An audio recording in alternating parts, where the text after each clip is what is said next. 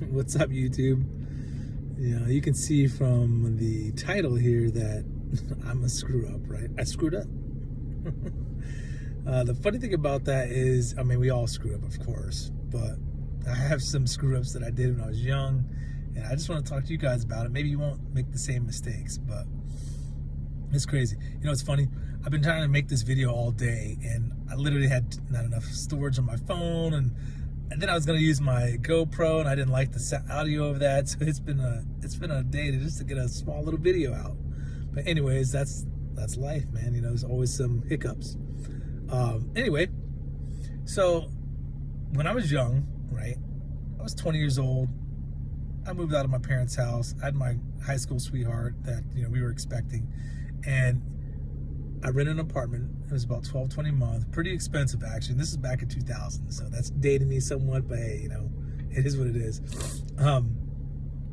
So I was there for a year, which was good. Saving my money, trying not to spend too much, especially when you're going to buy a house. You got to have some money down.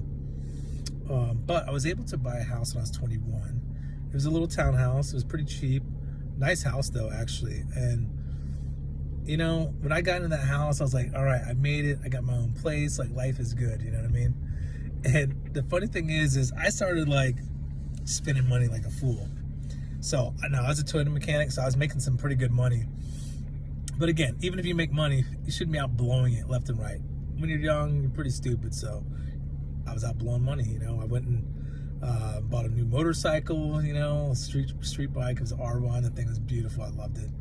And let's see, what else did I buy? I bought a quad, which is a four-wheeler. We call them quads. I'm in Arizona now, so that's kind of what we call it. But now this is back in Virginia, and that's where I'm from. That's where I bought my first house, and life was good.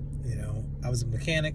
I was working my tail off though, so I get it. When you're making money, you want to spend money to enjoy the fruits of your labor and all that stuff. But the problem with that is, a lot of times we just make very bad purchases, and the thing with that is, gosh, you know what? And let me back up a little bit. The funny thing about all the stuff I was buying, so yes, I had a street bike, I had a quad, I bought a brand new boat off the showroom floor, just spending money left and right, living the good life. Don't get me wrong, I had some really good memories.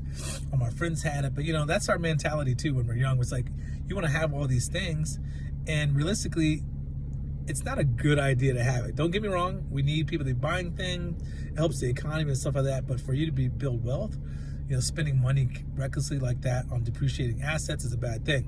But anyways, I had a pretty good investment in the house, so I sold that. I doubled my money, moved out to Arizona in 2005, and life was good. The market was booming, everything was good.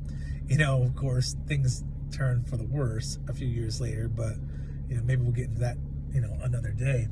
But the funny thing about you're making mistakes is you got to learn from them. In order to be a professional or a pro at anything or gain that experience and that knowledge, you have to learn from your mistakes.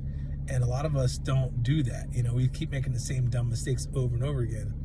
And the way you spend money, it's easy for you to do that and not really learn from it. It's getting dark out here, by the way. I tried this earlier, but I had good sunlight, so I apologize for the darkness. But my message that I want to get across is, do you really need to spend money and all this extra money on things?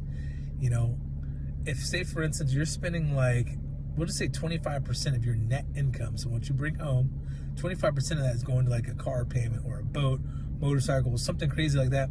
That is stupid, all right? That is way too much money. You shouldn't be doing that, and try to learn from my own mistakes. You will not regret to just be a little more frugal and maybe save up and spend cash to buy those things. Or maybe you make a lot of money. If you do make a lot of money and you spend, say, less than 10% of your net income on something, okay, have at it. Enjoy yourself a little bit. But again, I think that you should definitely learn to invest your money, put it in important stuff that you would need down the road. We don't think about those things. 20 years blew by so fast, it's not even funny. I'm doing okay, but I could have been doing a whole lot better. Especially me selling the house. Yeah, I sold it and doubled my money. That was dumb. If I could have done this all over again, I would have literally kept that house, put some renters in there, right? Bought the house out in Arizona. And if I didn't have the cash, maybe pull a tiny bit out and use that for a down payment on another house, right? And then, I moved out of that house too, moved to another house because I wanted a bigger yard and a pool and things like that. And so I sold my one in Arizona, just moved a little closer in town. Life was good. I was in that one for a while, actually. And I just sold that in the last few years, a couple of years when the market was really high. Because, it's one of those things, in my mind, it's like, hey, I'm going to sell high and buy low. So I'm waiting to rebuy when the market turns into a buyer's market again. And that was just a strategy that I used. But the funny thing is, even after that, I'm still learning from mistakes. I should have kept it and put renters in there. It's like, I don't understand, what I was thinking, but whatever. We live and we learn, and you're always going to be learning. And that's the point. Like, learn from that. So now I know. And when I buy another house, I'm never getting rid of it. As far as I can, I'm going to try my best to not get rid of it. If I want to get something else, I'm going to put some renters in there and then move out. But that's what we do. We try to do crazy stuff. We see the equity and they're like, hey, let's sell the house. It's just not smart. I have a friend of mine, and thankfully he hadn't started that long ago, but he was buying houses and flipping them and stuff like that. And even still, he was like, you know what, I'm just chasing that money. I need to find a way to actually, live off those investments, shall I say. So he started putting renters in there. Literally in a matter of a few years, he's got 36 tenants. That's phenomenal. Yeah, we're not all going to do that. It's a lot. You got to deal with a lot of headache too. But I think having a few is a pretty good idea, But yeah, that's what I'm talking about with making those mistakes. Guys, don't make the same mistakes I made. Like, come on. Do a little research on it. Try not to do the same dumb things. And, just save some money, Spend some money, of course. Enjoy yourself. Tomorrow's not promised, but be smart. Because, tomorrow comes pretty quickly, too. You want to have some money. You say that we got some crazy things going on right here. Today is election day, and I'm excited to see what's going to happen.